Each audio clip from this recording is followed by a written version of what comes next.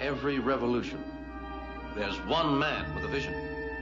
You can't handle the truth!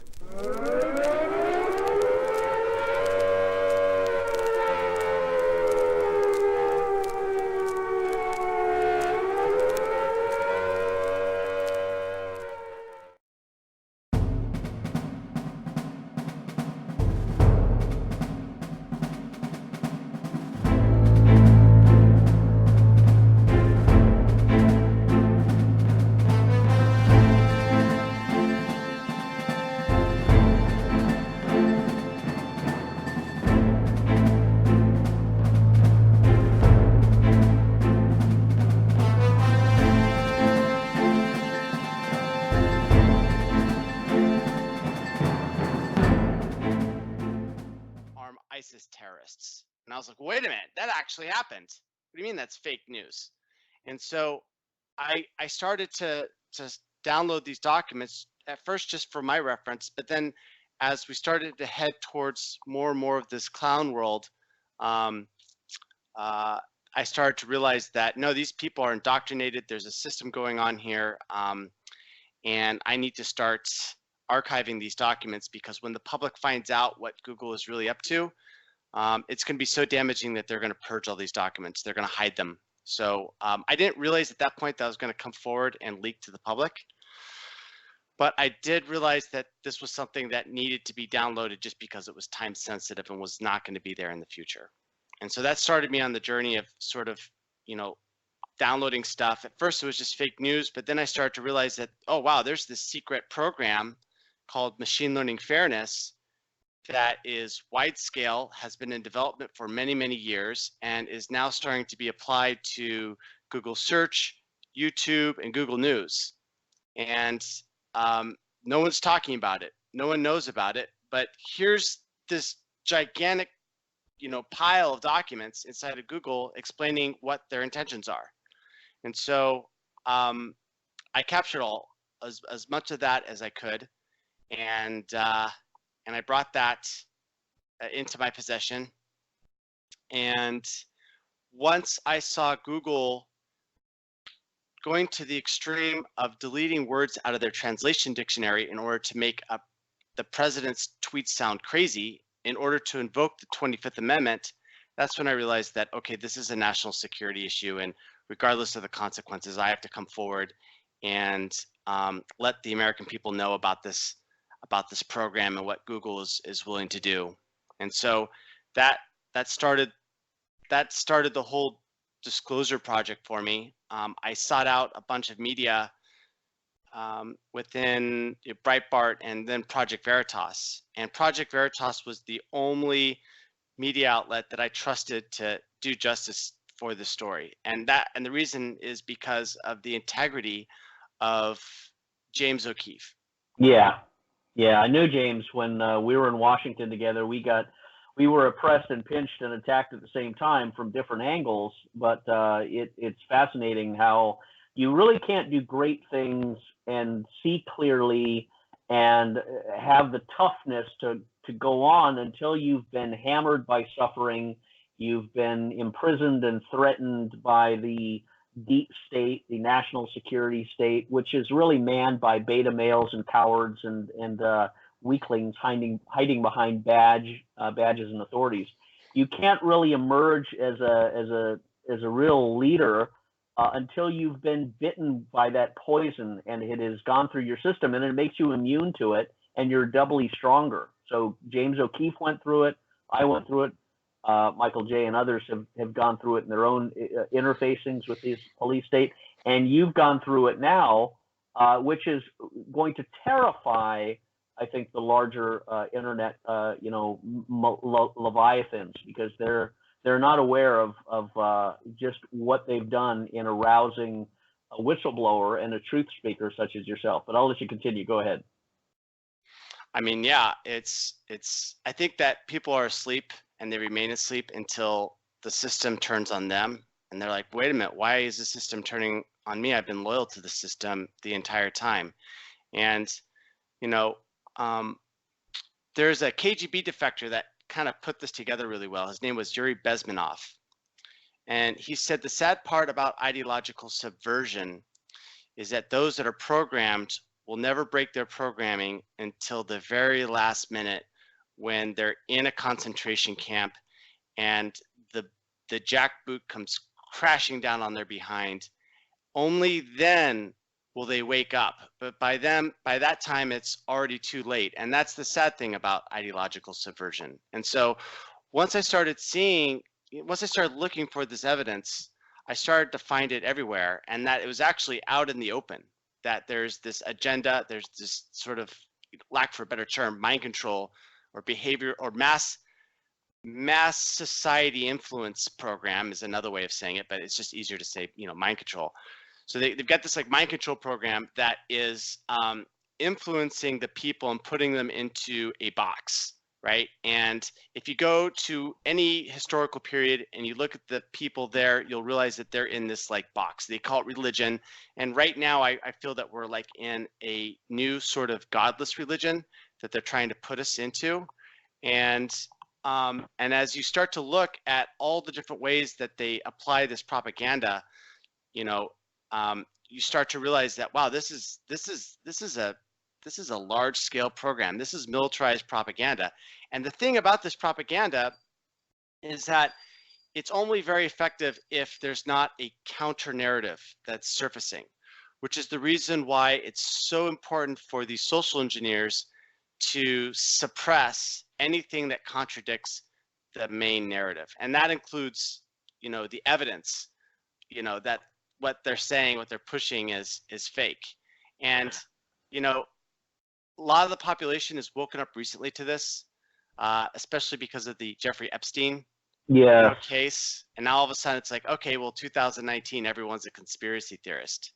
And now that the mainstream media outlets are losing legitimacy, people are wondering, well, why are they all saying the same lie that we all know to be just a complete lie? And the reason why is because, well, if we find out what's going on, then there's a lot of lies. The rabbit hole goes very deep. Like, people will start to realize that the United States has been replaced with a corporation that declared bankruptcy in 1933, that the money system is being controlled by a tight group of insiders that are acting as parasitic extraction, and they're pulling the money out of the pockets of every American and feeding it to themselves. Like, it's like, I live in San Francisco. If I want to get my house cleaned, it's going to be $60 an hour, right? And the reason why is because there's all these fees associated. Like, that money doesn't even necessarily go to the people. It's like workers' comp and all these taxes, and it's tax on tax on top of tax. And once you start to unravel this whole thing, you just realize that we have a debt slavery system. And when you realize that, you become activated. And so, Zach, I wonder, this is Michael J. I wonder, Zach, are other people in Google as thoughtful as you? Are there other people in the matrix that are actually finding out what's going on, and they have the technical skill to start helping other whistleblowers? There are a few. There's a small network. Most of the people are either brainwashed or too scared to, fight against the machine.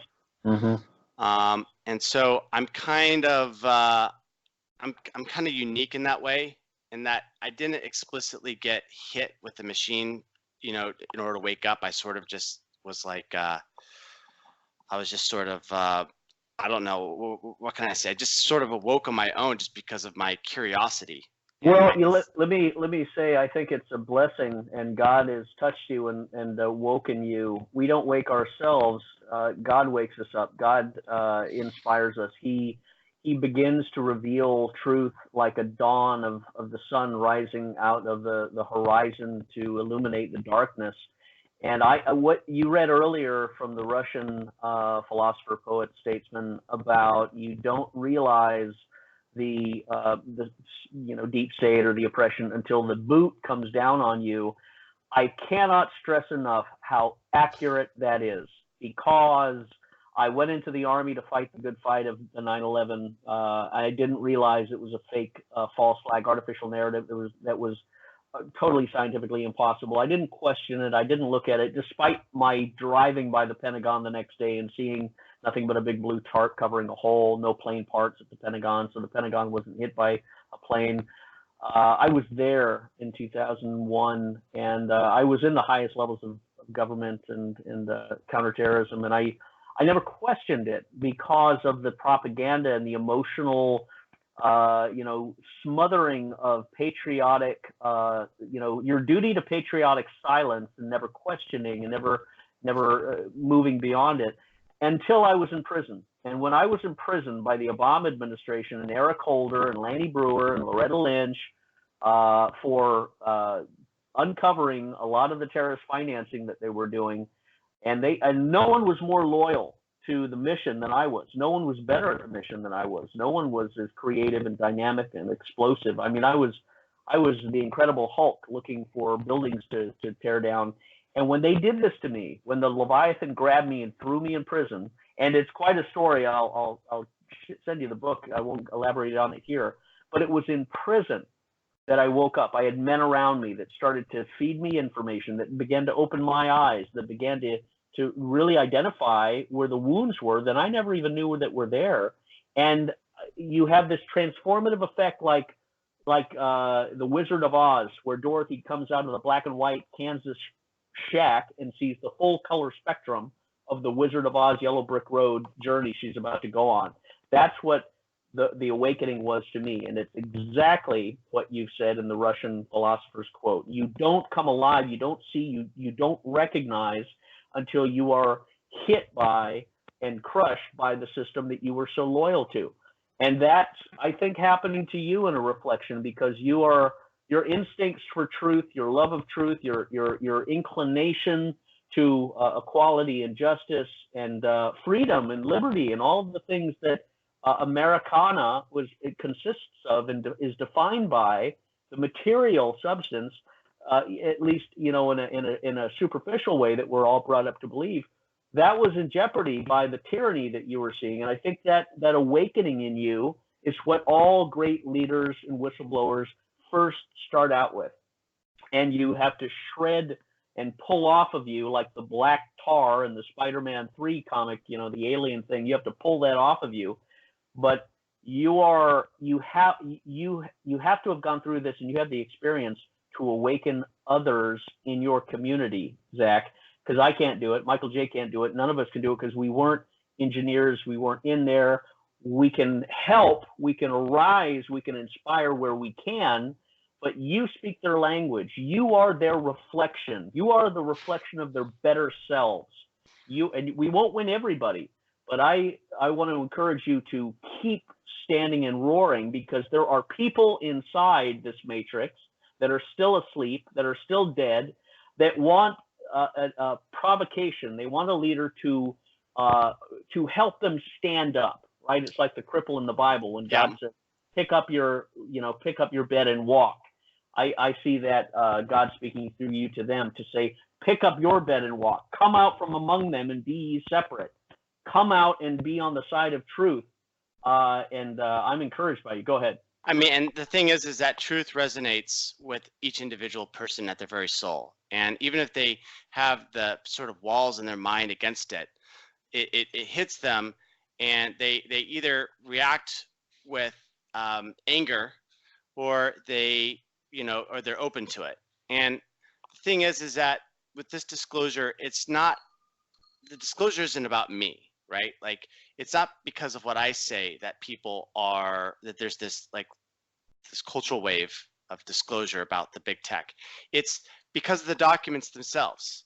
Because a lot of these people, that are still asleep, they're like, no, like, there's no evidence that Google is censoring. But then when there's evidence that comes and they see it, and they're like, wait a minute, why is Google blacklisting cancer, the search phrase cancer cures? Why are they blacklisting the phrase, the 8th Amendment to the Constitution of Ireland? And they start scratching their heads, and they're like, well, wait a minute. Google has been saying that they don't target these things, yet here they are. It's in something that's literally called a blacklist. And they're able to see that lie by, what Google is saying. and they're able to hear that other people are saying that there's a lie, and it hits them over and over and over again. And this is something that I've learned in marketing, is that you can't just tell somebody one thing one time and then they'll be able to be convinced of it. You have to hit them over and over and over and over and over with the same thing. And once they get hit over and over and over again, some certain percentage of the population will wake up, and then they become activated, and then they become activists, and then they join us in trying to create a better, more equal society. Because, you know, if you want to see how bad it can get, just look at China. You know, they're having forced organ harvesting. They've got large sections of their country under military control, and but the social credit system. You've got the social credit system also. Do you believe that Google helped them set that up, Zach? I don't really know if they did or not. I'm assuming that they did, but I don't have any evidence. Can you hold on a second? There's like someone that's like. Yeah, go ahead. Yeah, you know, Mike, it's interesting. The awakening that happens, it's encouraging, because if we look sociologically, if we look psychologically, if we profile the typical people who work at Google, for example, they're very bright. They're very engineer, mathematically oriented. Mathematics is the language of truth. Engineering, mathematics, truth, or form a certain triad, of course, and it has the flavor of science and the flavor of religion mixed as one, because of course it's a spiritual manifestation. All substance and reality is a manifestation of God's word. Of course, all things were made through Him, and the Word was walked among us. So, you know, these people who work are very mathematical, very scientific, very engineer-oriented. Therefore, they're by nature inclined to truth and law. A plus B plus C equals A plus B plus C, or 1 plus 2 plus 3 equals, you know, 6. They're a quick learn, and being a quick learn, they simply need a humility and a gentleness to come to them and very quietly and very respectfully and with you know, humility share the truth, as in gold or silver I have not, but what I have I give unto you. Zach, it's good to have you back with us. I was just commenting, and perhaps you can pick this up and expand upon it. The psychological profile of the typical Google engineer, person who works at Google like yourself, I explained, they're very mathematical, they're very scientific, they're very engineer-oriented, which means they're very open to truth because of the logical, algorithmic, you know, reason behind the substance of things. And it just takes a gentle soul to respectfully and humbly present the formula of truth, the solutions to their questions, the questions within their own questions, which answers and directs them, because these engineers, these social, you know, these social network type people, they are very smart, but I think they've also been neglected and wounded and harmed from the cultural disintegration that has occurred since 1989, specifically, with the breakup of families and divorces, and there's very few whole families or extended families where you have grandparents and aunts and uncles and cousins all very close together. You have kids growing up in a very isolated, cold world, which can kind of emotionally traumatize, damage, and harden them. But that's something that can be healed, and then the truth of the reality that we're living in can be delivered. And once that is inserted into them, once they you know, have that moment of revelation, they come out, I think, in a very not an angry way, but in a very committed, passionate way to getting retribution for those who have lied to them, those who have deceived them, and the great deceptions that you know, which involves suppression of truth, of course, too. So I wonder if you can expand upon. Give us your sense of the typical people who work in Google where you work. What were they like? What were they thinking? What were they talking about? What were their fears? What were their vulnerabilities? And what were their dreams and their loves? Go ahead. Okay, so first off, there is this cultural sort of recognition that people that are engineers are a little bit nerdy and kind of don't fit in with they weren't typically the cool kids in American education system. And so what you've got to understand is that these people have finally found their niche where they are making lots of money. They are finally having success with women because of that. And all of a sudden they feel like they finally made it to heaven, okay? Because they've got all this money and all this prestige and all this status, okay? And now what we're asking of them is, hey, would you mind giving all of that up and become a whistleblower and become, blacklisted? Like, think of all the psychological barriers between like what they have and what they will not have if they come forward in the same way that I did.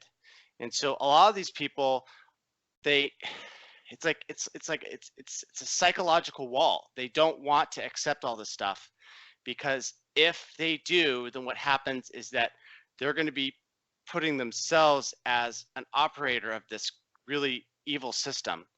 And one of the things I've learned from my studies in psychology, it's one of my 3 majors in college, is that people want to make sure that they are the good guy no matter what. You talk to any criminal out there in the world, and he's going to tell you a story about how he's the victim and how all these people conspired to ruin his life. He won't have any sort of sense of personal responsibility. And what we have to realize is that this bias effect to put someone in the good part is so strong that it reverberates through the standard, person. It doesn't matter how smart they are. They're still under the influence of this effect, this I'm a good Samaritan, effect. And there's like neo-Nazis on the street. And just to give you an idea of how powerful this is, okay? Let's say, all right, so let's talk about like the neo-Nazis marching on the street, which is something that was like a strong meme in San Francisco, like stop the Nazis, right? Let's say that I told you the story about how Putin was really concerned about the rise of neo-Confederates taking over Russia. Would that be completely ludicrous? Like that's exactly what it is when people say, the neo-Nazis taking over. But the thing is that there's so many different channels saying this at the same time, and the ecosystem is so tight that they believe in this. And the thing is that if you say, no, they're all lying, oh, and by the way, you're part of the system, then they're going to be like, well, I'm a bad person, right? And their psychology is going to prevent that at all in all cases. And so what you have is you've got a lot of people that are indoctrinated. You have about 5% of the people at YouTube, which I would call true believers. Like, it doesn't matter what happens, they'll always believe in it. Even if the system gets completely destroyed, they'll think that, it was because bad actors, destroyed the system, not that they were the bad actors. They're that top 5%, they also run the company, right? So that it's a very important 5%. Then there's like a lot of people that are just asleep, right? They don't have any idea that the media is biased. They don't have any idea that the media makes stuff up. 9/11, they believe that 9/11 was totally done by Saudi Arabia. Okay, that's that group. And then there's like a bunch of people that are liberals, but they're kind of just like hanging low. They're like liberals in the sense that they believe in judging people by the content of their character, not the color of their skin. Those people are terrified. Those people are like me. I'm sitting inside going, what the heck? Now, I don't have a wife and I don't have any kids, so I'm a little bit more kamikaze. But these other people, they got a wife, they got a kid. When they run this scenario by their wife, hey, wifey, can I blow the whistle and jeopardize our entire family and our financial future? The wife is going to be like, no, right? There's got to be kind of a dual partner in there. And so most of the people are in silence or believe in the narrative. There's a minority of people that are like me that see through the entire thing and are willing to do something about it.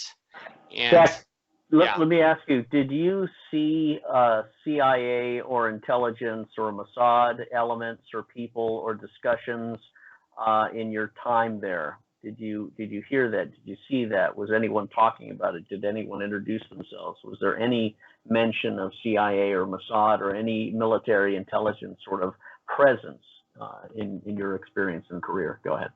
There was a little bit when I was working for Google Earth. I mean, it was, a keyhole company, which was funded by In-Q-Tel, and there was a little bit of talk in that. It was kind of hush hush. We had like these enterprise clients, but we never really talked about who those enterprise clients were. And when I asked about like who these enterprise clients were, it was kind of like, they're like, oh, we can't talk about that. So yeah, I didn't see any direct evidence of the CIA or the Mossad, but I did see evidence of pathological liars that were in the upper management, looking at me and telling me with a snaky smile about how we needed to censor the internet for, because we need to fall on the right side of history. And so, what was Zach? Excuse me, Zach. I wonder, did you witness in your time there, and how long have you been in this technology? But did you witness an increase of weaponizing this kind of technology with respect to communications and censoring? Did you witness an increase in weaponizing this whole technology against others? Yeah, right after 2016 with the election of Trump, I saw the weaponization of information. That's what woke me and activated me, was to see how. Go ahead.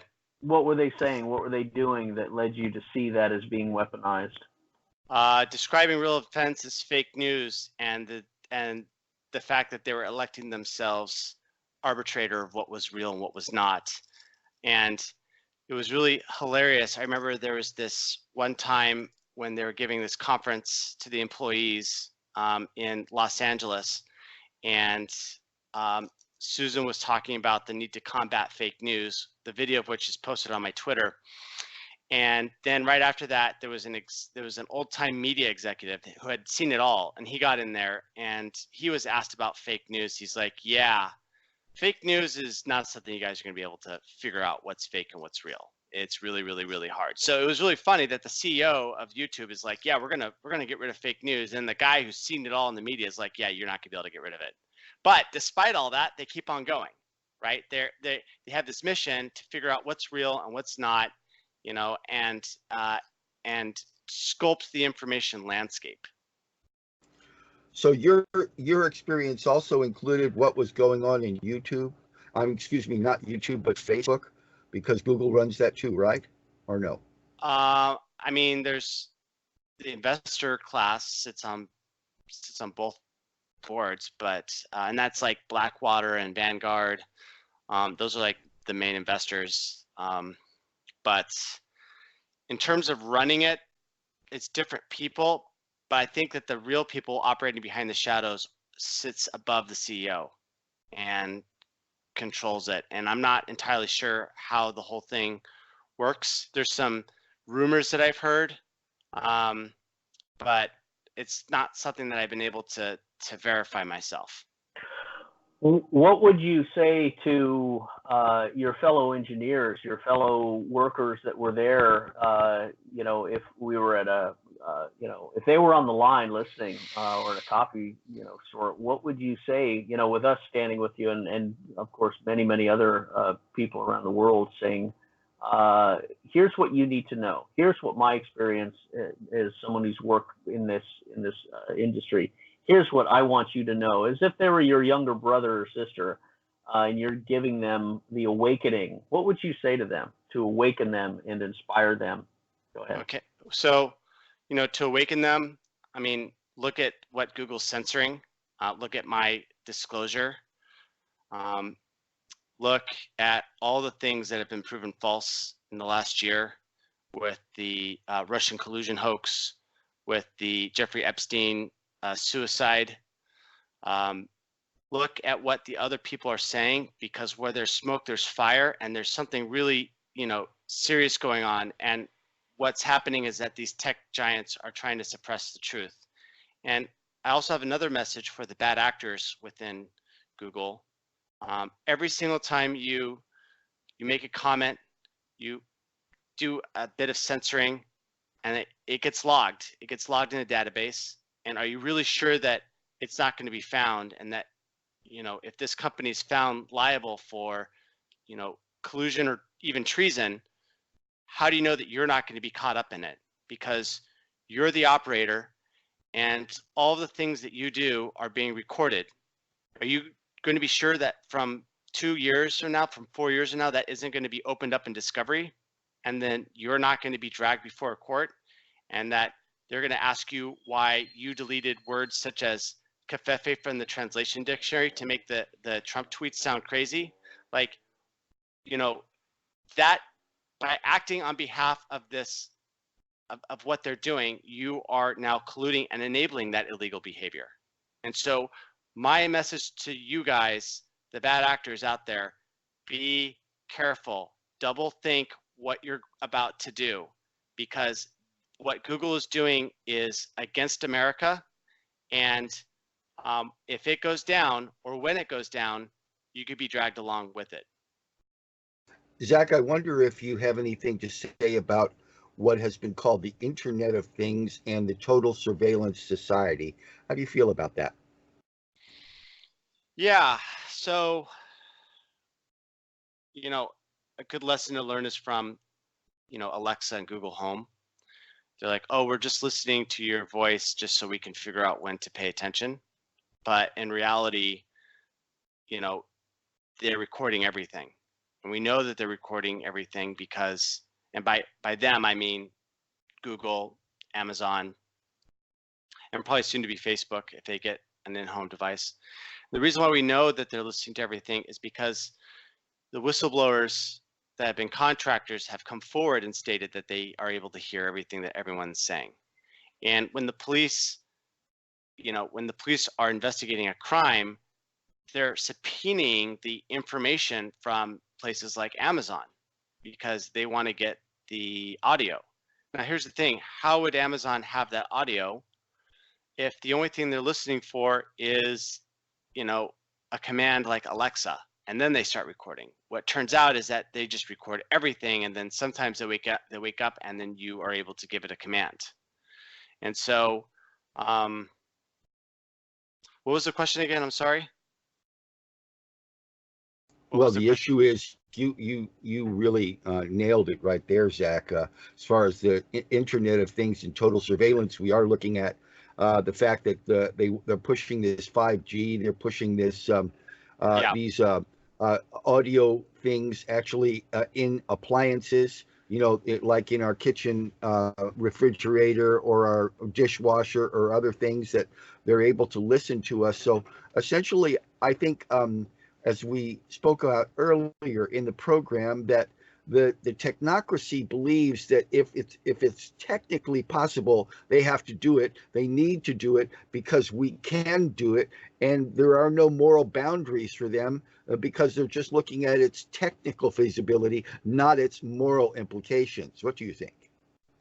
Man, I think that that's exactly correct. And I think that what these IoT devices are doing is that they're operating with under a model of surveillance capitalism.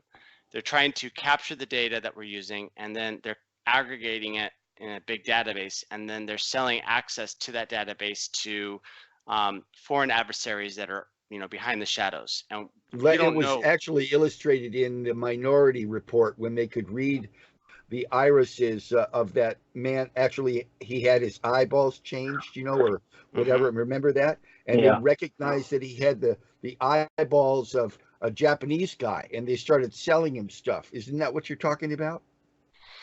Kind of like that, but I mean, okay, so let's say you get a device and it like tracks your location and your health statistics, okay?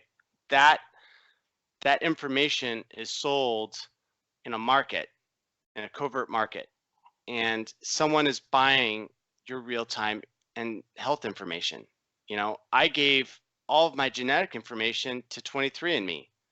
Okay, so somewhere someone has full access to my entire genome, and this is the real drive for IoT, is how do we get people to give up more of their data voluntarily to these startups, and then those startups get bought through acquisitions and mergers, so that the data all gets pipelined into a central repository.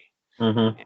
And Are that's, you considering also the fact that there is a development of an artificial intelligence that seems to be being set up in order to collate all this data for some kind of central nervous system of a globalist government? Are you yes, looking at that? yeah. So that's definitely happening, and it's happening right now in China. Google's doing it. The program is called DeepMind, and Peter Thiel has described it as the Manhattan Project of AI.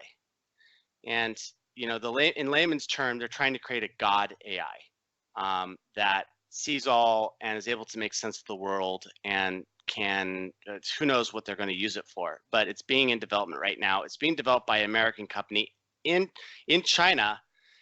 This is the reason why Peter Thiel has levied the claim, is Google being a treasonous company.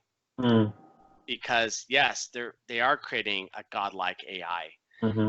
And it's really scary to think about the implications of that, especially if no other nation is able to counter that, and China is able to develop this AI on its own and is the first one to be able to do this. Like China Is has this something that they are using with a cooperative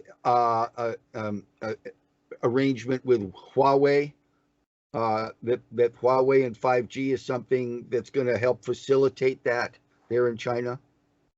I believe that Huawei is part of it. I know that Huawei is deep state, and that they've infiltrated many of our companies with microchips that are able to send information back to China, which is the reason why Trump and Steve Bannon advocated for their elimination from the U.S. market.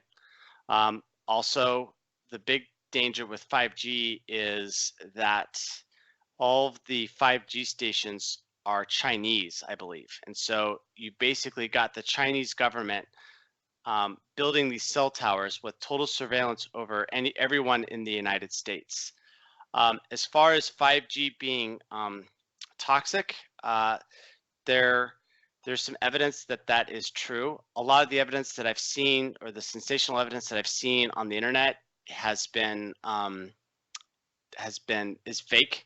So for example, there's this one thing where there's like a tree right next to a 5G cell tower, and half the tree is dead, and they're like, oh, the tree died because of the cell tower. And I'm like, well, why is there a lightning strike through the middle of the tree separating the dead part from the alive part? And so there's a lot of misinfo that's coming out right now to try to get people to not pay attention to the real dangers of 5G. I believe the real dangers of 5G is the fact that it's a directed energy beam of high intensity. So like when an antenna usually broadcasts, it broadcasts in this circular sense, right? And so the energy dissipates really quickly as a cube, or I think it's a cube or a square of the distance. It's a square of the distance. Well, with the directed energy beam, the dissipation of that energy happens in a tight cone rather than a large sphere. And so what 5G does is it takes this high energy, I think it's like 50 gigahertz. It used to be the television signals. They repurposed it now for this 5G. They take that 50 gigahertz signal, and they use a tight beam, and they blast it directly at your phone, wherever your phone is. So if your phone is next to your ear, well, you've got a directed energy beam that's going through your skull to get to the telephone. And the big question I have is, why the heck do we need 5G? 4G is really super fast, right? And I've never been able to, even with 3G, I can view videos on, a video site. And so the whole idea that we need this like 5G to like unleash like the new version of the internet is just completely like, doesn't make any sense to me. 4G is plenty fast enough. I think what's happening is that they're trying to get 5G so that the Chinese telecoms can infiltrate America with their cell phone towers, and then they're going to be controlling the communication, and that China really ultimately wants to lock down the communication of America so that they can run their intelligence operations in our country.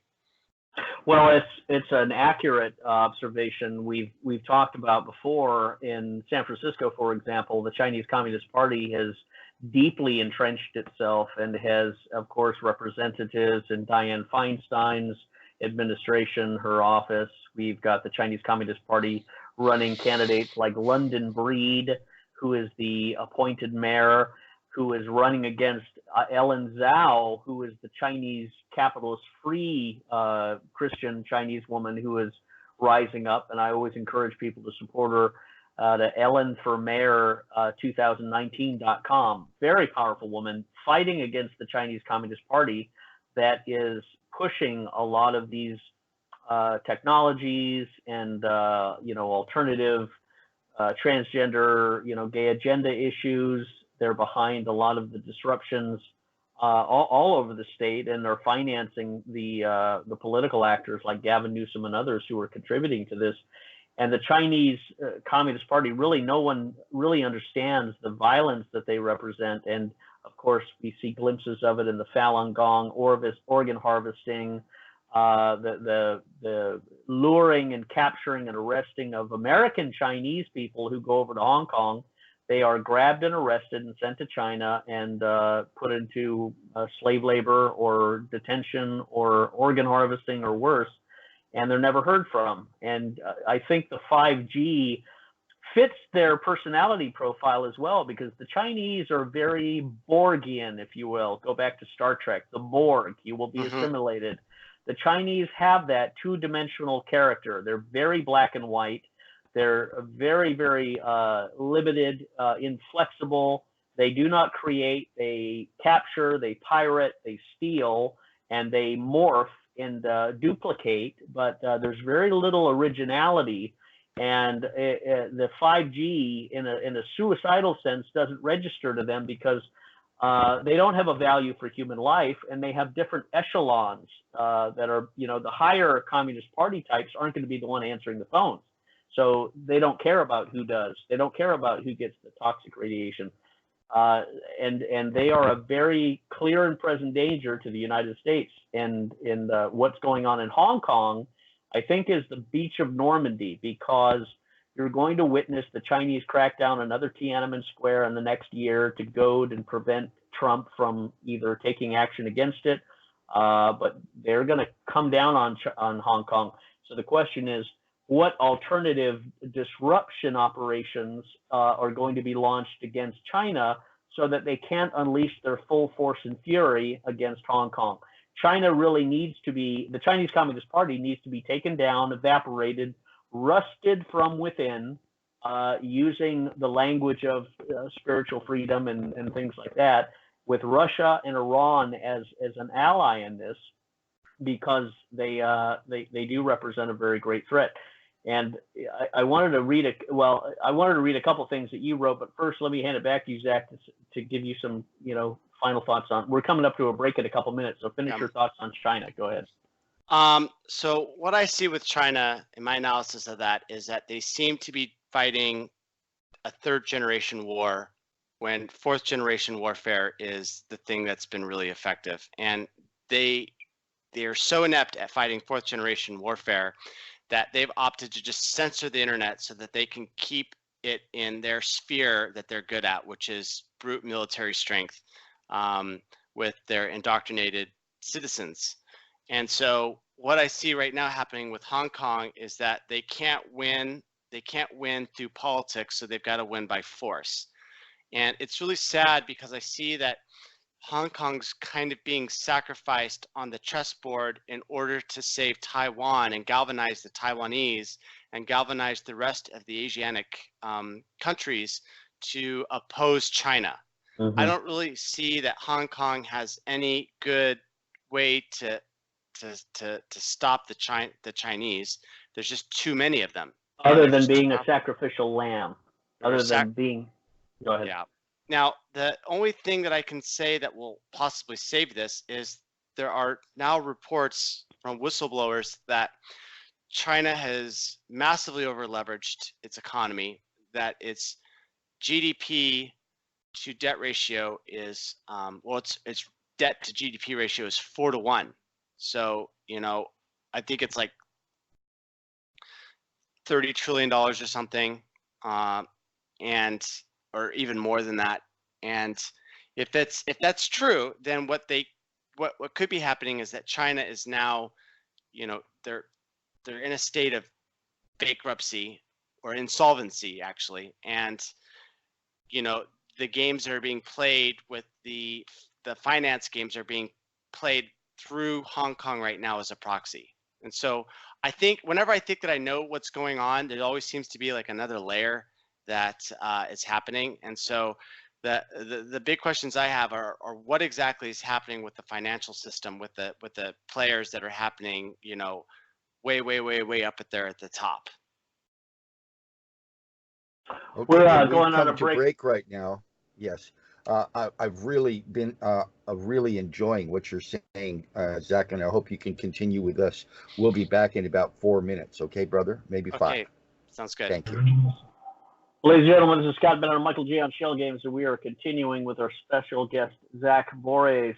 And Zach has been sharing his testimony as a Google whistleblower, as an American patriot, as a truth teller, as someone who has truly awoken to what is going on in the deep state of the internet, Google, YouTube, Instagram, Facebook world. And it is inspiring to hear his story and his tale.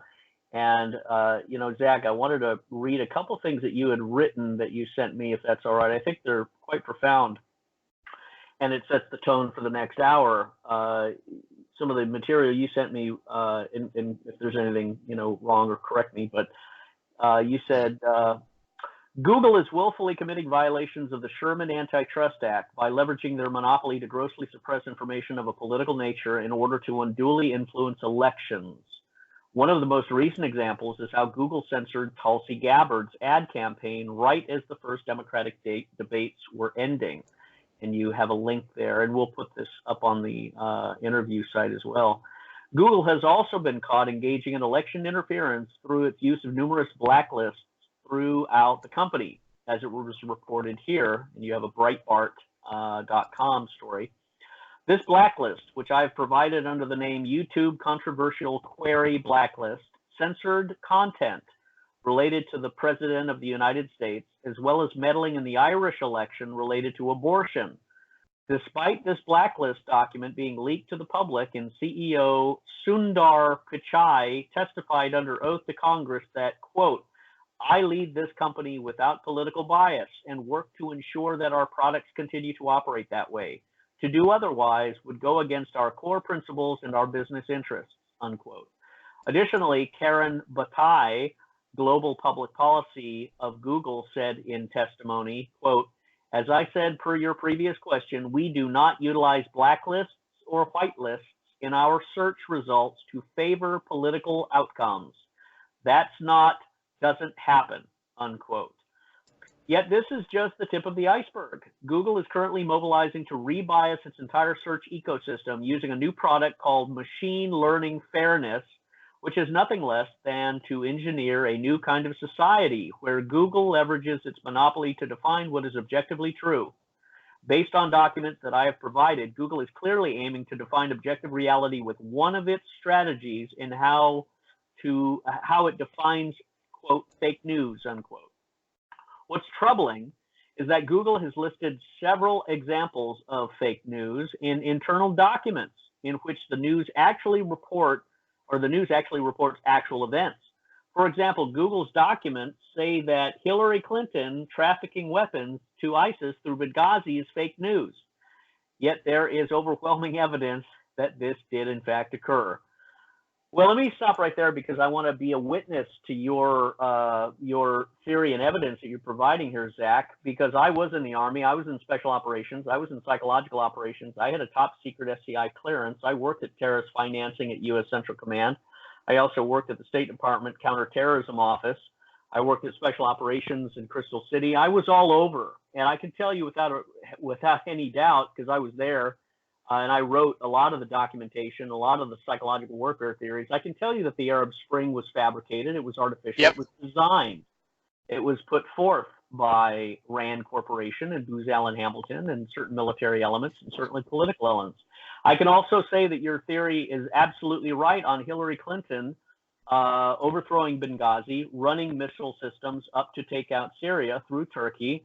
I can tell you that Hillary Clinton had 19,000 bank accounts from the Union Bank of Switzerland, which had been provided by a whistleblower named Brad Birkenfeld, who I debriefed. And Brad Birkenfeld had been targeted by a colleague of mine, Edward Snowden, at Booz Allen Hamilton back in Switzerland. And Brad Birkenfeld brought over 19,000 bank accounts that were belonging to very high-level Saudi Arabian, Qatar, United Arab Emirates financiers of terrorism, and billions of dollars. And Hillary Clinton, Eric Holder, Lanny Brewer, Barack Obama, a law firm called Covington and Burling, all conspired to capture these bank accounts and throw the whistleblower in jail, and they did. And all of those bank accounts were contained in the 33,000 emails that went missing, that Hillary Clinton destroyed, bleached, bit, all that jazz, but they're not disappeared. But that was the first pay-to-play operation, was the Swiss banks financing CIA, Saudi, Qatari overthrow operations in Benghazi, Libya, and also in Syria. And all of that was reported. It's in my book, Shell Game. It was reported to members of Congress. It was reported to the military. It was reported to very high-level people. And I was interviewed by Michael Isikoff about this. And of course, Michael Isikoff and Tom Hamburger were CIA assets, and they did absolutely nothing with my report. And they later became public when they participated in the anti-Trump stories, and specifically Michael Isikoff and the Christopher Steele story, the fake Russian collusion. Largely because I appeared on Russian television, RT, Crosstalk, and started telling this story about Hillary Clinton and missing bank accounts. So I just wanted to use that to confirm to you that what you write with Benghazi and Hillary Clinton and the overthrow and all of the ISIS funding is absolutely true. And none of that is classified. Everything is unclassified. But I'm a witness to it, and I can tell you that it did happen, and I want that to encourage you that these people who are trying to cover up this fake news are absolutely wrong and liars. So I'll hand it back to you. Is there anything about that you saw or that was apparent in Google before you get into the personalities of the CEO and such? Go ahead. I think it's really funny how the mainstream media still pretends that this weapons running through Benghazi to ISIS terrorists is a conspiracy theory. It's like, no, this is a conspiracy fact. The intelligence communities know it. The leaders know it. The fact that the population is being deceived to not know this is a travesty in our country in this day and age. And for me to see Google turn its back on its users and organizing the world's information, and make it universally accessible, and instead decide that they're going to act as the good censor to censor this problematic content because they want to support the most evil person in politics, in American politics, Hillary Clinton, who is nothing less than an operative of this deep state conspiracy to destroy nations in order to bring them under debt slavery of a centralized bank. And for this to continually be slandered, despite the fact that presidents have talked about this conspiracy, that high-level media people have talked about this conspiracy, that it is just wholesale discounted by the mainstream media, means that they are colluding as part of it. They're in on it, which is the only way that we can sort of make sense of the words that they say. And so, that's what I have to say about that. It's a really sad state of affairs, but the one thing that is bright is the fact that the desire for the truth and for its ability to get out there is growing. There is this new digital Gutenberg printing press called the internet, and this is allowing each individual citizen to bypass the corrupt mainstream media mouthpieces and be able to get information from each other. And because of that, the ability to have a centralized controlled narrative is being ripped to shreds. And as a result, what you're seeing panic and desperation by these actors to try to put the genie back in the bottle.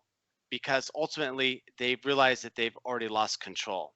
But the problem for them is that they can't put the genie back in the bottle in the same way that they can't uninvent the Gutenberg printing press. It's here. This is the new reality, and people are waking up to the true state of the world. And when they become activated and when they become awake, then they can make the right political decisions to push back against this deep state. And do you think American first policy? Go ahead. Do you think Sundar Pichai and Karen Bhatia lied to Congress? Do you think there's any criminal activity, any misstatements, any fraudulent statements, anything misleading that they could qualify for being arrested, prosecuted, questioned, charged for crimes against Congress in their testimony, or violating of civil rights of Americans? If you were a witness for the president, if President Trump assigned a key advisory committee to interview you and begin to accumulate firsthand testimony, what would you say about the people and the names of people that have committed crimes in your experience and what you know? Go ahead. I would haul Sundar Pichai before Congress again and make him ask why he is unaware of the 11 blacklists that have now been exposed by Dr. Robert Epstein and myself to the American public, and how he thinks that he can say that there is no utilization of blacklists when the blacklists themselves are literally called blacklists. How an engineer with no special access, such as myself, was able to search the internal networks and find these blacklists and be able to see that they were indeed censoring in real time as these executives were talking to Congress under oath. How exactly, I want to see him do the mental gymnastics of how they think that there weren't any blacklists that were applied. And then I want him to be exposed to the fact that there is an agreement, a letter between the former chairman of Google, Eric Schmidt, and the Hillary campaign, talking about how they were going to help her win. And then what I want to see is I want to see discovery being done by a government antitrust action to pull out all these documents and pull out all the records and expose that to the American people so that they can see what, the extent of Google's censorship. I've got a lot of the systems out there disclosed, but there's a lot more information that are locked up that weren't, made available to the public. It's like if the kind of stuff that I saw was what they were willing to publicly say to their internal full-time employees, just think what they weren't able to say to anyone except a tight group of insiders. And so, yeah, I would like to see the executives be criminally charged for lying under oath to Congress. And I would love to see those people be fired from their role at Google. Anything, to show, yes, okay, we're trying to atone for what we've done in the past and make a difference. Instead, what happens is you get people like Jen Janai, who admitted under camera in a Project Veritas sting that only a company the size of Google would have the size necessary to stop another Trump situation in 2020. And the thing is that instead of her being fired, Google has instead embraced her and protected her and given her no reprimand, which means that, they don't want to do it because they feel that they're either immune or that they have they're autocrats that have self-selected themselves to be the gatekeepers on our election, and that just because they get exposed doesn't mean that they should stop what they're doing. And go ahead. Go ahead. Finish your sentence before I ask you. I just forgot the rest of what I was going to say, so go ahead. What do you think? I wanted to get into the American politician, and Michael J, jump in too if you want. I wanted to get into finding out what the Google people think about these American politicians. What are the worst American politicians that have interfaced with you, that have secretly sidled up or sacrificed themselves or betrayed the American Constitution or in any way acted dirty, devious, or even criminal? Are there American politicians that you saw or heard about that resonated in the halls of Google, as well as international figures? Go ahead.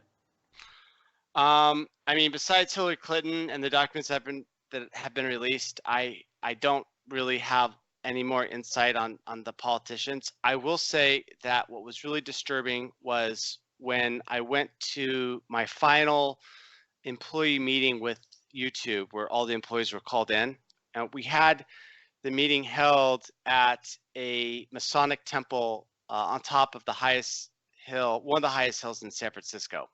And in this Masonic temple, when I entered in time that one of the scientific influencers by the name of, I can't remember what his name, but his channel is called Veritasium, which means truth. And he was asking, I think it was Susan herself, what they're going to do about all of this hate and racism online, and all, what were they going to do to protect users from that, because it was getting really, really bad. And to see this person who's stood on a platform that preached openness and allowed him to rise to millions of subscribers, to then turn his back on the American public and advocate for the use of further censorship, to which YouTube then responded in the affirmative, he needs to be exposed, and he needs to be exposed for the traitor that he is. We have a system of rights enumerated by the Constitution, and he's advocating for the destruction of those rights. And so it's very sad to see this sort of thing happen. When you were there, did you see their bias in protecting Antifa and Black Lives Matter, and then the promotion of this a very bizarre sense of the problems that America has with respect to our voting is all founded on the problem we have with white racism, white racist superiority in America? Did you see Google promoting these kinds of memes? Yeah. So Google has been promoting a lot of this stuff. They've been promoting race division and class warfare. They had sponsored talks about white fragility in their corporate office. And when there was a rise up of employees that were saying this is racist and against California Labor Code, Google just ignored it and went ahead and did it anyways. And do you feel very fragile, Zach? I feel strong, and I feel that I'm aligned with my values, and no matter what happens to me, I feel that my life has been one that's been lived to its fullest potential already, and that at this point I'm just on borrowed time. I understand that, believe me. But Zach, what I'm asking, and I was using some humor there, is that there seems to be a kind of mindset that's being promoted by Google, and that was being exposed by an article in the New York Times that is saying that we need to move away from the Russia collusion narrative, and now we need to promote racism. Isn't this something that you have been noticing? Yeah, there's been racism, like narratives. If you look at Google Trends, you'll see that the keyword racism is shooting through the roof right now. I had hoped that by electing a Black president that we would prove to the world that we were not racist. And in fact, I believe that the United States is one of the least racist countries out there. And so for this whole narrative that we're a racist country, I want to ask, in comparison to what? In comparison to Brazil? In comparison to Japan? In comparison to China? In comparison to Switzerland? Like, how exactly is the United States racist? Because when I travel and I talk to other people, they all tell me that the United States is the least racist country in the planet. So if the United States is the least racist country in the planet, yet we're also a racist country, then it doesn't make any sense at all, because it's not relative to anything. It's judging it by some arbitrary objective standard that no one has agreed to or voted into.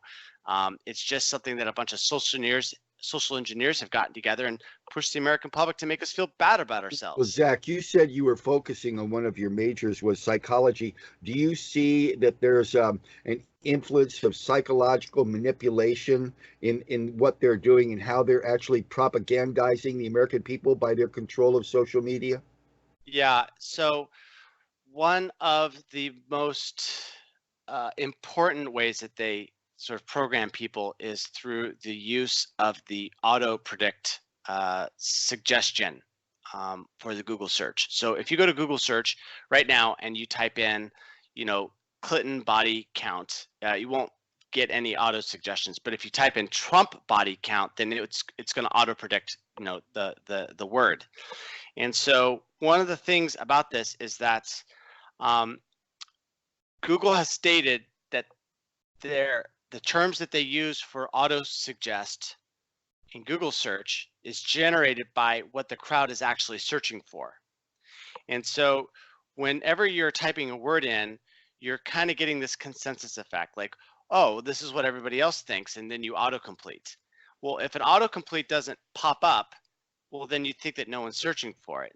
And so this came to prominence during the Clinton-Trump election in 2016 because the mainstream media is saying, oh, the Trump body count is a conspiracy theory, and then someone goes on to Google and starts typing in that keyword term, and then what happens is that they get a whole bunch of auto suggestions of what people are searching for, like, is Clinton a liar, is Clinton has Clinton murdered anyone, all these different search suggestions which go to real information that has been collected over the years.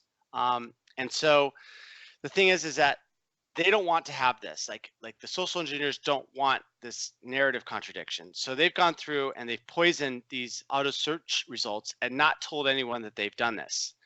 And when someone like Robert Epstein's, a lot of his research is based on just this auto suggestion feature on Google search. And the thing is what he did is that he took a bunch of undecided swing voters and put them in front of a computer and then had them search for information. Just depending on the autocomplete feature itself, he could swing the people 90-10 each way that he wanted to. And Google knows this, and they want to manipulate the search suggestion, and they haven't stopped, even though it's been disclosed that they're doing this. They haven't stopped their influence. And they continue to say that it's based upon data that everyone is searching for. And so I think that this is one of the main attack vectors that they're using in order to hit us with information. And that's the way that it is. And you can match it up against trends.google.com, see what people are really searching for. You can go to Bing, you can go to Yahoo search, you can go to DuckDuckGo, you can go to Start Page, and they all have these autocomplete features, and they all show what people are searching for, and they're not trying to hide things based on political ideology. And so, yeah, go ahead. Well, I'm wondering on the Russian collusion hoax, the lie, the fabrication fantasy that they were pushing. Did you see any or hear any evidence or conversations about the Russian fakery, the Russian story? Perhaps people talking about the absence of finding anything or even knowing that this was a distraction operation. Is there anything that you interfaced with regards to Russia and this Donald Trump election and this whole psyop that they've done for 2 years that, you could stand up and say, in defense of Russia, here's what I know. Here's what I know about WikiLeaks and Seth Rich and all of this other stuff. Go ahead. I mean, I'm sure. There's a lot of information because there's a lot of mailing lists internal to the company where people are able to use as a forum to speak their mind, right? So if you go and search for anything within the company, you're going to find somebody that says a bunch of things, and some of it could be, particularly damaging. In terms of what the company's policy was towards the people, they try to have a firewall of plausible deniability. And so they weren't necessarily taking positions on political issues, except during, that one meeting that they had with the company where, a bunch of executives were saying, well, this is what Trump means. And one of them even cried.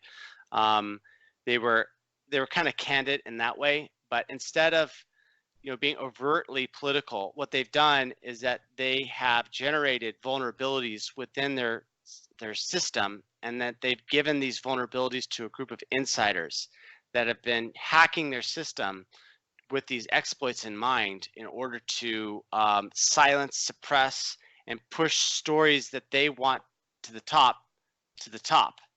And this is something that the CEO of YouTube has admitted to, Susan Wachowski. She went on stage and told the employees that Google was now in the business of suppressing fake news and amplifying authoritative sources. Well, if your authoritative sources are compromised intelligence assets that are pushing fake information to the American public, then even if Google's not explicitly saying that Russia hacked the election as a company policy, the fact that they're enabling insiders to hijack their search engines so that they can push that narrative means that they are colluding with them. Yeah, Good point. It's a powerful revelation. Michael J., what else do we need to tactically identify targets? I want to ask Zach some personal questions. Zach, give us an idea about how you have grown in your understanding because of your encounter with this. Somehow there was this foundation in you that experienced injury, but then did your eyes start getting open to all the other connections about what's going on? Because you've talked about the Fed, you've talked about 5G, you've talked about the cut, burn, and poison method of population control called medicine in America. You've talked about these things, but do you see others experiencing this kind of revelation? And how much have you grown in this season in your sojourn into reality? I didn't want to be in this place that I am right now. But the thing is that once my eyes started to open up to the nature of reality of society, I felt that I had to do this, that I had this opportunity to, tell the truth to the American public. And if I didn't, then I would have hell to pay when I die one day and, the maker asks me, you saw pure evil, and what did you do? And now my answer to that is I sacrificed everything so that I could warn the American public that an AI censorship weapon was pointed directly at their minds. And so that's what brought me into this, is the fact that I need to be clean, have a clean soul with the maker and the prime creator of the universe. And in terms of how I've grown, once you realize that everything the mainstream media is saying is a control mechanism, you start to realize that all of the things, all the events that have happened, everything that the media makes important are actually cover-ups on the truth.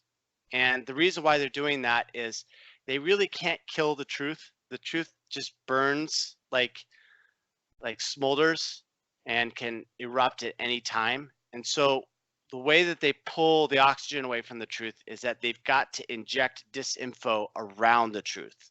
And so all of these media events, like the sinking of the Titanic,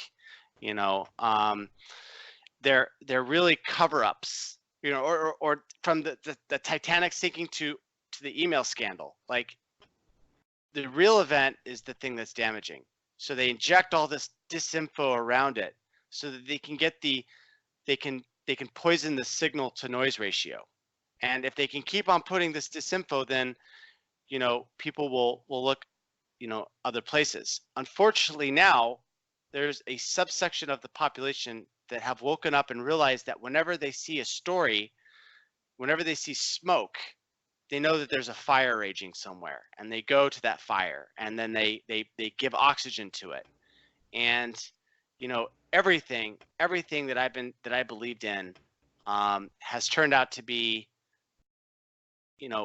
disinfo to control me. And I'm even talking about global warming. I was like, okay, well, as I was waking up, I was like, okay, well, if all of the things that the media are talking about are fake, then what about global warming? I'm just going to run the numbers myself.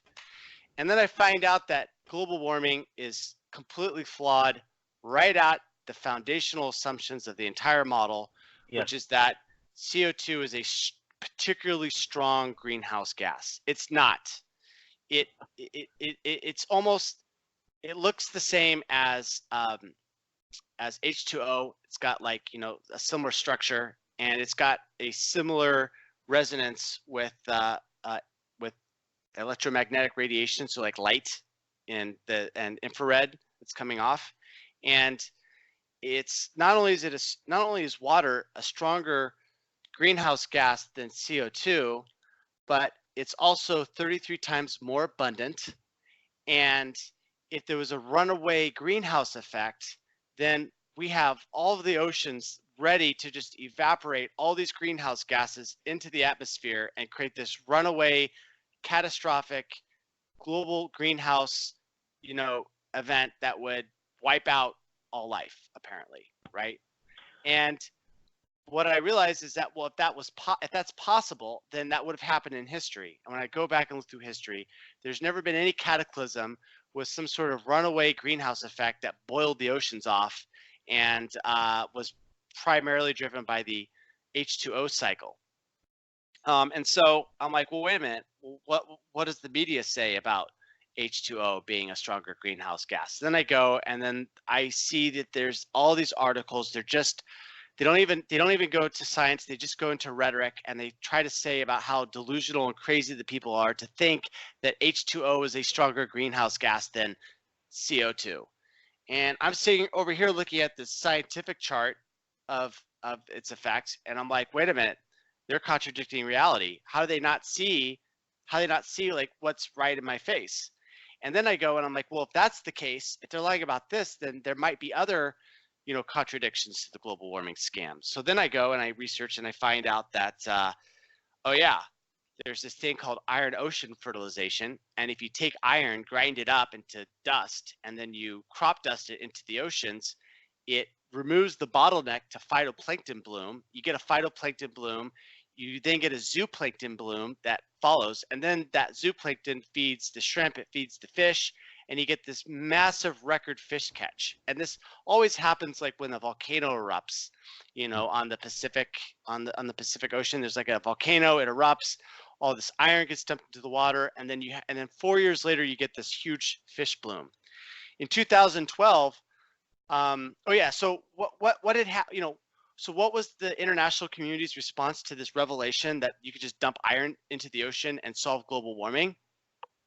The UN got together and banned it in 2008, right? No experiments of any size of iron ocean fertilization can take place in international waters now. As a result of this, there was a scientist in off of Vancouver, BC, that went rogue, and in 2012 he dumped a whole bunch of iron into the ocean. And all these scientific journals, like the National Geographic and like I think like Scientific Today, like slammed this guy because what he was doing hasn't been studied well enough, and it could have all of these like really bad things that have happened, right? And what happened? Exactly as the scientist had predicted.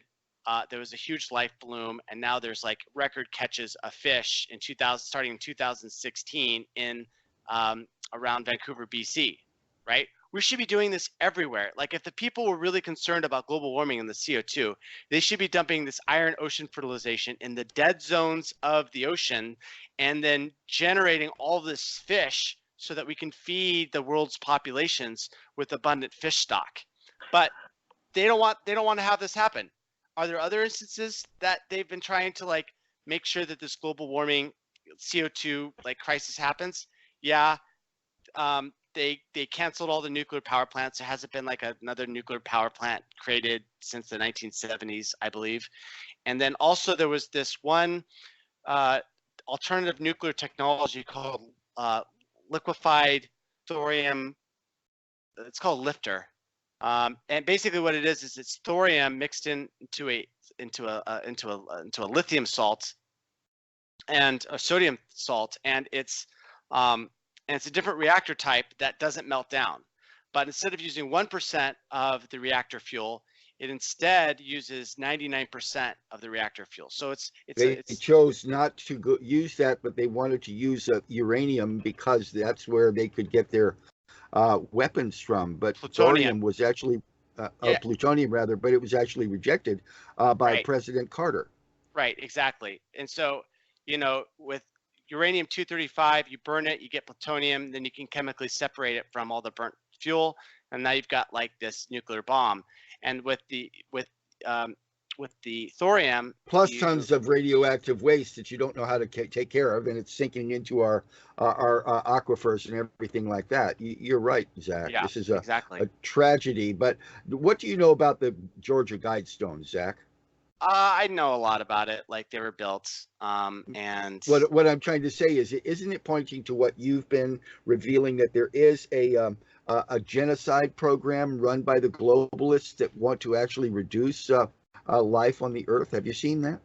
Once someone gets enough information about what's really happening and they apply Occam's razor, then it becomes pretty clear that there is a depopulation agenda. And, the mainstream media has been pretty clear that we need to get rid of most of the people on the planet Earth in order to be in balance with nature. So, they state it pretty obviously, but then when you tell someone, oh yeah, there's a depopulation agenda, they're like, no, that's just a conspiracy theory. That's not happening. And then it's just like, well, what about this? What about this? What about this? Right? Like when they introduced the polio vaccine, they introduced SV40, which is the polyomic cancer virus. Yes. Yeah, the cancer virus, and they introduced that into a huge section of the population, and like, oops, I guess we inadvertently introduced a toxic virus into most of the American citizens. That sucks. And then you go and you look at fluoride, and I've been telling people, yeah, fluoride's really bad. They're like, no, it isn't. That's a conspiracy theory. And then now, like a month ago, it came out, yeah, fluoride, there's like a study that basically says that each additional unit of fluoride that's excreted by a woman will cause a correlated IQ drop in her male child. And I'm like, there you go. This is what I've been saying all along. And so it's like fluoride, vaccines. Let's not forget the chemtrails. Yeah. Let's not forget HARP. Hallelujah. Right. HARP. Right. Yeah. So I mean, you've been getting a real education here, brother. Yeah, I've running the gamut of all these. Well, let's go into what's coming up soon in the country. I believe Michael J and I have talked for a while, Zach, about and many others have as well, about a civil war rising up in the country, a civil war in an awakening sense. And I think you are a prime example of an engineer, software, high intellect type that has worked in the industry of this whole Google, Facebook, YouTube Leviathan, and has maintained his integrity, has maintained his intellectual sovereignty, has been immune and inoculated against the poison of lies and corruption and this pseudo-religious fascism of trying to push young people into this mindless adoration of the worldview of Google and others, which is very, very frightening and humanistic. But you represent awakening and coming out of that, and they can't control you, they can't deafen you, they can't out debate you, because your type of person. And many of them are like that in the internet, software, computer industry. They're very sharp. They're very mimic and memory oriented. They're very factual and historical and legal and logical. So the emotions of environmental worship, where everybody should bow down and wear burlap and eat grass and worship environmentalism and contribute to fighting global warming, whatever that means. Well, what they mean is don't ask questions and don't get married, don't have kids, and contribute, as Michael J has said, to the Georgia Guidestones agenda. And there are some people like yourself and others who won't bow down to that, who won't submit to that, who will fight against that, who will reject that to the death. And this is the substance of a civil war. This is the ignition of a renaissance. This is the spark of the light that shines out, is the casting off of the darkness with a philosophical violence, a spiritual violence. Fire and water, don't mix, and so their fire they're trying to ignite, you're casting the water and extinguishing it. They can't survive that. They run from that. Yeah. And 9/11 is another major paradigm shift that occurred in 2001. We've talked about it briefly, but it warrants going back to it because there are things coming out now because of the internet and because of the people who've researched 9/11 who are in their late 50s and 60s, who are former political people and lawyers and such. And the Lawyers Committee for 9/11 Truth is now taking 57 exhibits to the U.S. Southern District Attorney and demanding an investigation into the explosives and the incendiary devices that killed the firemen who went into the Twin Tower building. And the fire department in New York, 10 commissioners or so have signed their names to a demand that the U.S. attorney investigate these explosives. That's huge. That's huge. That's paradigmatic. That's a revolutionary action, because suddenly you are saying, if you're a fireman, if you've taken the oath to fight fires and protect people and get them out of burning buildings and get people to hospital, if you're a first responder, then you need to stand to demand an investigation into this murder of your fellow firemen. And the firemen in this country are heroes. They are seen by the American public as a paramilitary force. They're seen as a superhero sort of Batman figure. Not so much the military, not so much the police, but the firemen are sort of angelic in their white robe purity, because they essentially do no wrong, because all they do is try and save lives. So now you've got firemen rising up out of the sleep, and every firehouse in America has a choice. Either side with the liars and the murderers of your brethren in exchange for the pottage and the money and the reputation and retirement, side with the murderers of your brothers, or side with your brothers and demand truth and prosecution and justice and rising up. Because it's not just about your brothers who died and their blood screams out from the ground of the 9/11 Twin Towers. It's about America and the Constitution and this great deception that was started in 2001 to take us over to the Middle East, to take us over to confiscating oil and mineral resources, to plant military bases in this long-term 7 years and 7 countries in 5 years plan. This is what it's about. And the firemen, I think, are the first domino that will cause this climactic revolution in America, potentially, because everybody sees firemen as the true heroes. So I think this is exploding, and I want to hand it to you to get your feedback on it. Go ahead. Yeah, it's this awakening period. I think that 9/11 is a great way to wake people up because of the sloppiness that the operation was carried out. We all know that the Twin Towers fell, but few of us know that Building 7 also fell. And when you say, look, how did this building fall? People can't understand how it did. And they're forced to confront the fact that this was an act of theater rather than an act of terrorism from Saudi Arabia. And that's not to say that Saudi Arabia wasn't part of it. I believe that they were, obviously, but that still doesn't change the fact that this was an act of theater. And the thing is that I think that we can't just be about calling out the things that are wrong. Okay, we also have to point the light of truth towards the things that will create the new society. So in the same way that they're covering up 9/11, they've also tried to cover up the free energy technologies that have existed. And part of my disclosure is the fact that ECAT World, which tracks a type of low energy nuclear reaction, also known as cold fusion, was systematically targeted by unknown bad actors and removed off of the index. And through my efforts as an insider within the company, I was able to get it restored. And the way that they removed this was that they created, someone on the inside created a fake URL and that this URL contained terms of the Las Vegas shooting massacre, which this website would never ever like push. And as a result, this made it onto a blacklist push for the Las Vegas shooting. And as a result, the whole site went down and they couldn't get it back up, and they couldn't ever get it back online.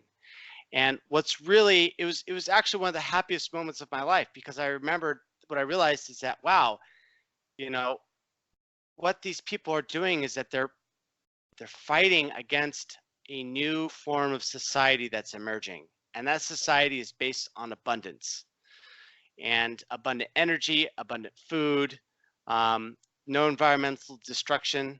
We don't have to negatively impact the environment with our cells. We can cohabitate with it.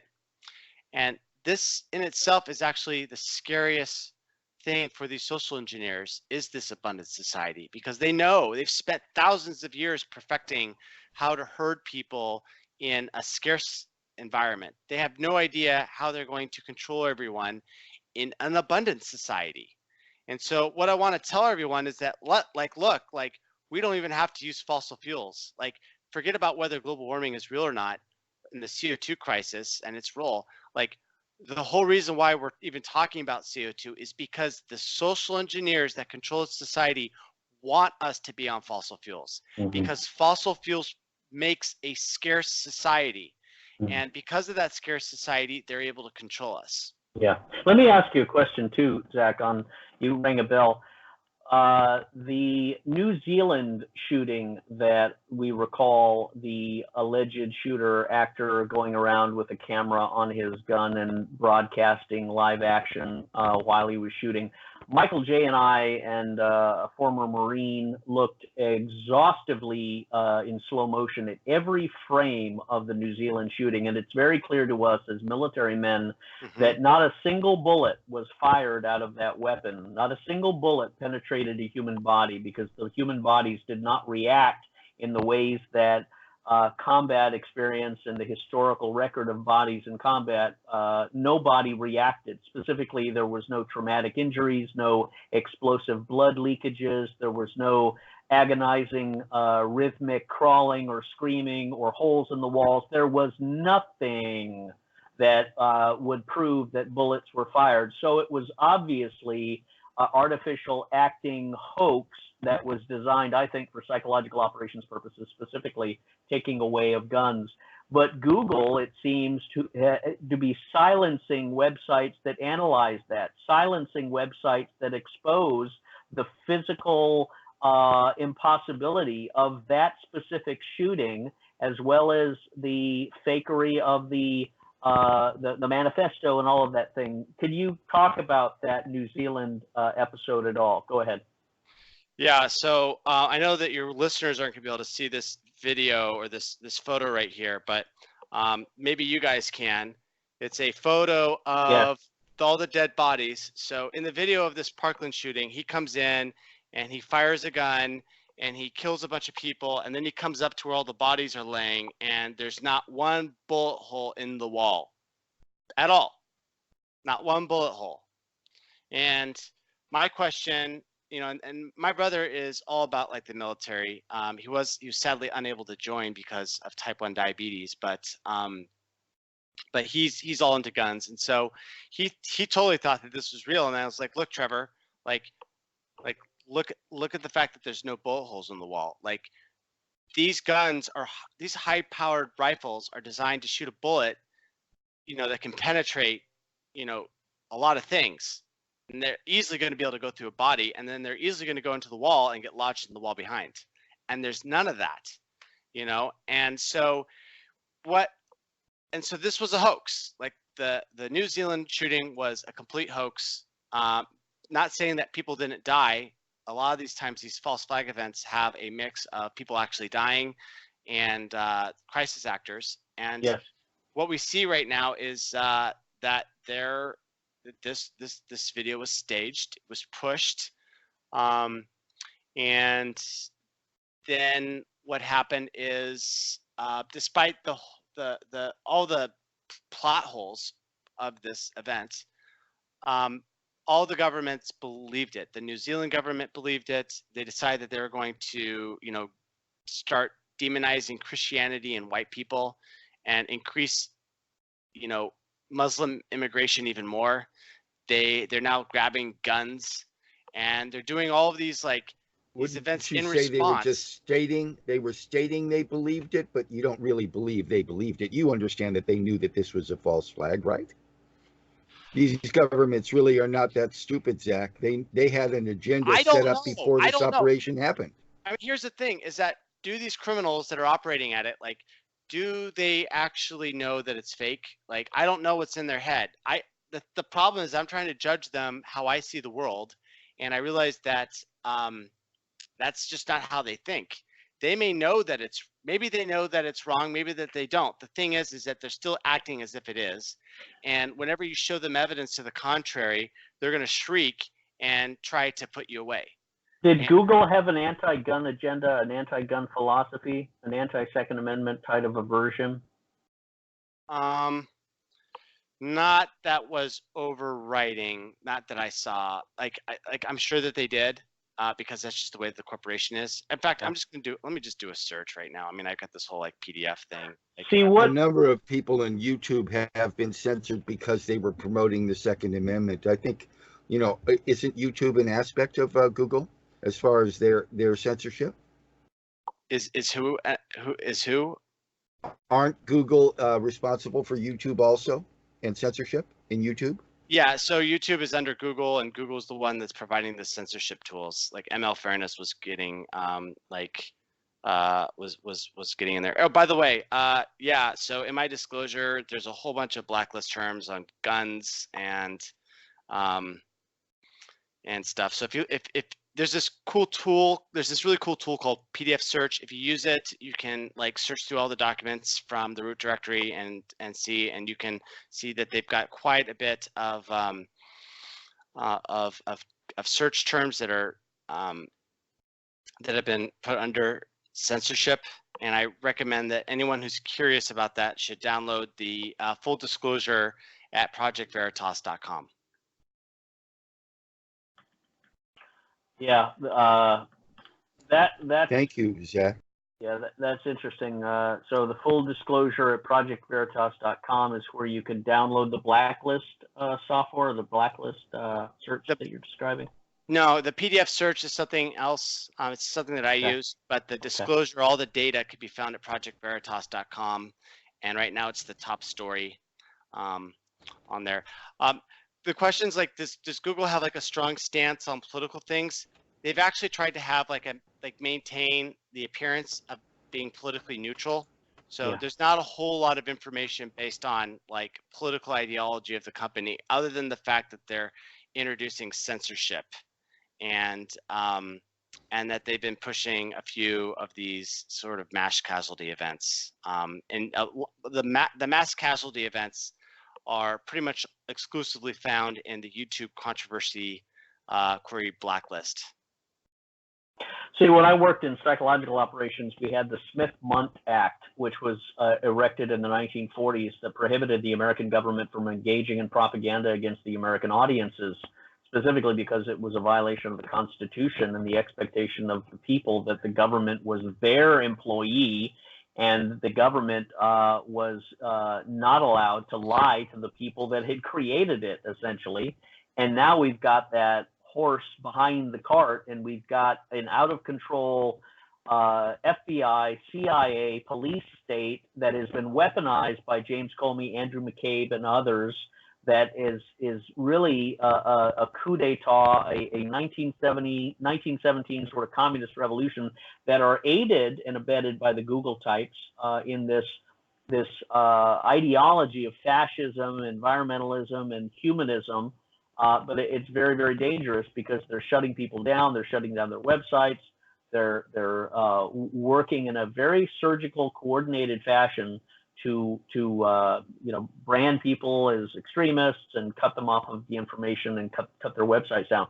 So I'm wondering, we've got a couple more minutes left. What do you think needs to be done, and what role do you want to play in doing it? And give us your contact information for people to follow you. Go ahead, Zach. Yeah, so start with the contact information first. People can reach out to me through Twitter. My handle there is Perpetual Maniac, or you can just type in Zach Voorhees. I'm no longer shadow banned as of a few days ago, and they can find me there, and they can see the links to all of the things I've been talking about, plus the articles and disclosures are in my Twitter tweet stream. As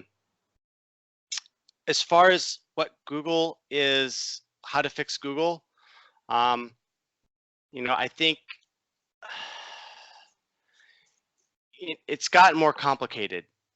At first, I thought it was just going to be the free market could fix everything, but now it's starting to look like there's a Chinese nation state that's coming in, and now that I get more information, I'm starting to think that nationalization of YouTube, Twitter, and these big social media companies might actually be the way forward. I hate to say that because I believe in the free market, and I believe that the free market can fix all of these things. The problem is that these giant zombie entities have been made with funny money, funny central bank money. They've grown, you know, because of the intelligence agencies, and what they've done is they've pushed out all the small players because Google just really hasn't had to have a profit motive just like all these other companies have. And also a lot of the money that's coming in that's been funding Google has been dark money. We're coming up to the break right now. Zach, it's been an honor to have you. We would love to have you on again. God bless you, and keep fighting the good fight. We stand with you, and Thanks, we are Zach. going to look forward to working with you. Go ahead. Thank you very much.